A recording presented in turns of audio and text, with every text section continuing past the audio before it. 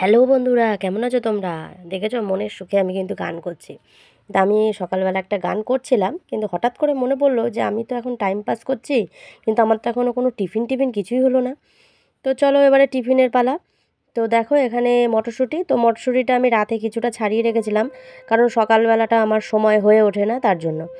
তো মটরশুঁটি নিয়ে আমি একটা পাত্রে একটু ভাপানোর জন্য দিয়ে দিয়েছি, একটু ভাপিয়ে নিয়েছি।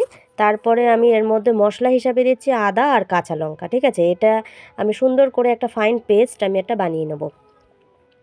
তো ঝালটা হচ্ছে, আমি যেহেতু 3টে দিয়েছি, এবার ঝালটা হচ্ছে তোমাদের উপরে, কারণ তো অনেকেই তো তোমরা ঝাল বেশি কম খাও, সেটা তোমরা করে নিতেই পারো।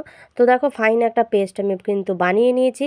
আজকে যে কচুরিটা আমি বানাচ্ছি সেটা কিন্তু একটু অন্যরকমভাবে বানাচ্ছি, কিন্তু বেসিক্যালি এই কড়াইশুঁটির কচুরি কিন্তু পুর দিয়ে হয়, মানে গোল করে লেচিটাকে গোল করে বাটির মতন করে তার মাঝখানে পুরটা দিয়ে আমরা বেলে আমরা কিন্তু ভাজি। তো আজকে আমি কিন্তু একটু অন্যরকম করেছি, এটাই তোমাদের সাথে শেয়ার করব বলে দেখাচ্ছি। তো যে পেস্টটা আমি বানিয়েছিলাম সেই পেস্টটা দিয়েই কিন্তু আমি ময়দাটাকে মাখলাম আজকে। তো দেখা যাক কীরকম হয়। তো আমি আজকে এইভাবেই করলাম। তো এইভাবে অল্প অল্প করে জল দেবো, জল দিয়ে কিন্তু একটা ডো বানিয়ে নিচ্ছি। তো বানিয়ে নেওয়ার পরে লেচি কেটে নিয়েছি।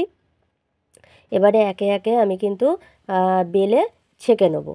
ঠিক আছে, তেলে ছেঁকে না, মানে ভেজে নেবো তেলে। এদিকে আমি কড়াইতে একটা পরিষ্কার কড়াইতে সাদা তেল দিয়ে দিয়েছি, দিয়ে গরম হয়ে গেছে। আমি একে একে সব দিয়ে আমি সব ভেজে তুলে নিলাম। তো অন্য দিনের তুলনায় একটু টেস্টটা অন্যরকম লাগলো, এই আর কি। আর এখানে আমি দুপুরের রান্নায় আয়োজনে ঢুকে গেছি। তো দুপুরের রান্নায় ছিল হচ্ছে শুক্তো, তারপরে রুই মাছ, এইসব ছিল। তো এটা আমি ফার্স্টেই করে ফেলেছি নানান রকম সবজি দিয়ে। তো এটাই তোমাদের সাথে একটু শেয়ার করছি। এর মধ্যে ছিল কুমড়ো, সজনে ডাঁটা, বেগুন, শিম, আলু, কাঁচা কলা, তো এইসব দিয়েই। শুধু একটা জিনিস মিস হয়ে গেছে, সেটা হচ্ছে বড়ি। বড়িটাই দিতে ভুলে গেছি। এইসব করতে করতে আমার হাতে আবার তেলও ছিটকে পড়েছে। তারপর একটু আমি কোলগেটও দিয়ে দিলাম। তো কোলগেটটা দেওয়াতে একটু আরাম পাচ্ছিলাম। তার মধ্যে দিয়ে দিয়েছি যে না, আমার তো চাল মানে ভাত বসানো হয়নি, হঠাৎ করে মনে পড়লো, তাই আমি ভাতটাও বসিয়ে দিলাম। আর এদিকে মাছটাকে সুন্দর করে ধুয়ে নুন হলুদ মাখিয়ে আমি কিন্তু রেডি করে রাখবো ভাজার জন্য। আর ওইদিকে আমি চালটাকে ধুয়ে হাঁড়িটা বসিয়ে দিয়েছি যেহেতু, তো চালটাও বসিয়ে দেবো। তারপরে আমি চলে আসছি পরের স্টেপে। তো এখানে মাছটাকে নুন হলুদ মাখানো হয়েছিল না, সেটাই আমি মাখাচ্ছি এখন আবার। তখন ভাবলাম যে মাখানো হয়ে গেছে, তারপরে দেখছি না, মাখানো তো হয়নি, নুন হলুদটা দিয়েই রেখে দিয়েছিলাম। তারপরে মশলা করতে গিয়ে দেখছি জিরে। তো জিরেটা এত নোংরা ছিল, না ধুয়ে আর পারলাম না। তো এতটাই ময়লা বেরিয়েছিল, তোমাদের সাথে শেয়ার করলে ভালো হতো, কিন্তু তোমাদের সাথে শেয়ার করা আর হয়ে উঠলো না। তো এরই মধ্যে দেখো, দেখতে দেখতে ভাতও হয়ে গেছে। তো ভাতটাকে আমি এবার উপর দিয়ে নেবো।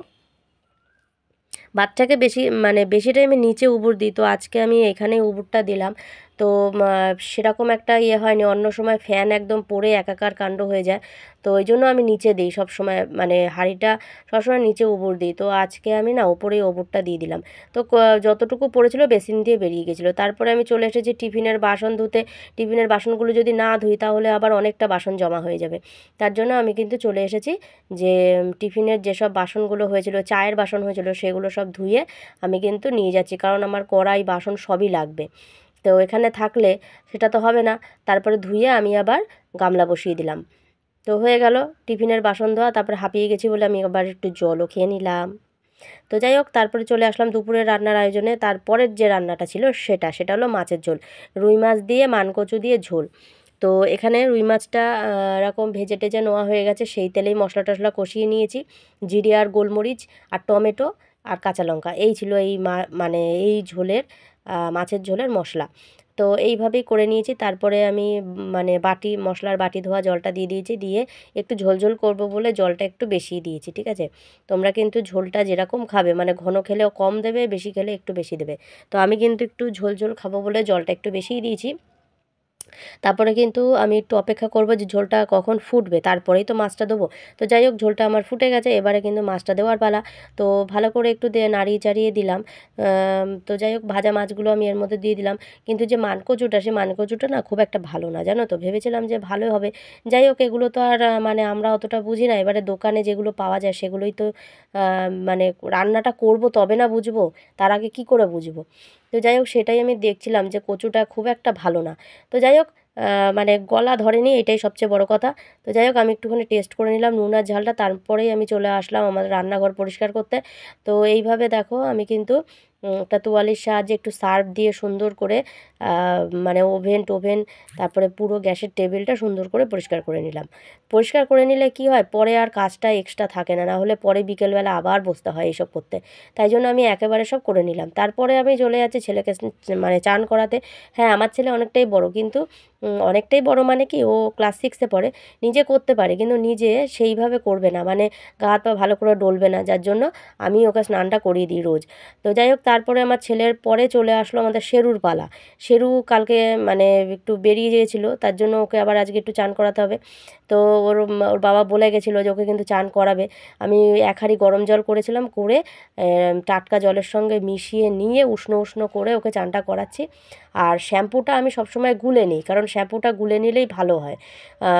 আমরা যে মাথায় মানে শ্যাম্পু করি সেটার ক্ষেত্রেও তাই, মাথায় যখন শ্যাম্পুটা করবে সেটার ক্ষেত্রেও একটা মগে করে গুলে নিয়ে যদি শ্যাম্পু করো ওটা খুব ভালো হয়। তো আমি নিজেও যেটা করি আমি সেরকম সেটাই করাই।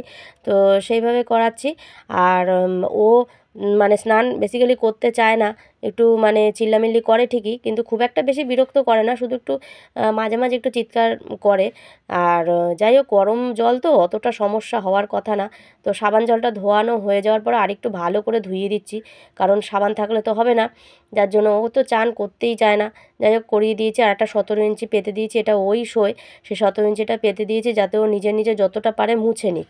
তারপরে যতটা থাকবে ততটা আমি আবার একটা সুতির ওরই একটা জামা আছে সেটা দিয়ে আমি আবার পা পেট গলা এগুলো ভালো করে কান টানগুলো সুন্দর করে আরও ড্রাই করে দিই। তো এখানে আজকে কড়া রোদ, একটু বেলার দিকে কড়া রোদ পড়েছিল। তারপরে আমি আবার ওই বাইরের সিঁড়িতে ওকে আবার বেঁধে দিলাম, কারণ ও যদি আবার নিচে শুয়ে পড়ে তাহলে তো আবার সেই কাদামাটি মেখে যাবে। তাই জন্য ওকে বেঁধে দিয়েছি, কারণ বেঁধে না দিলেই ও কিন্তু নিচে শুয়ে পড়তে পারে, সেই জন্য। তো ওকে এই জায়গাটা বেঁধেছি, ও ওখানটাই দাঁড়িয়ে রয়েছে। তারপরে আমি নিজে স্নান সেরে এবারে আমি ফ্রি। কিন্তু এই হলো আমার আজকের ভিডিও, কিন্তু পরের যে কাজগুলো সেগুলো আর তোমাদের সাথে শেয়ার করা হয়নি। আজকের আমার এই সারাদিনের কর্মকাণ্ড তোমাদের সাথে তুলে ধরলাম।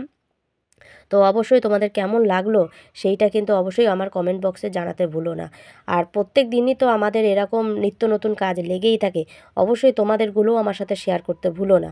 আর অবশ্যই প্রত্যেকটা ভিডিও কম বেশি যাই দেখো না কেন, কিন্তু দেখো আর একটু কমেন্ট করো, তাহলে একটু খুশি হই এই আর কি, যে হ্যাঁ তোমরা দেখছো, এইটাই।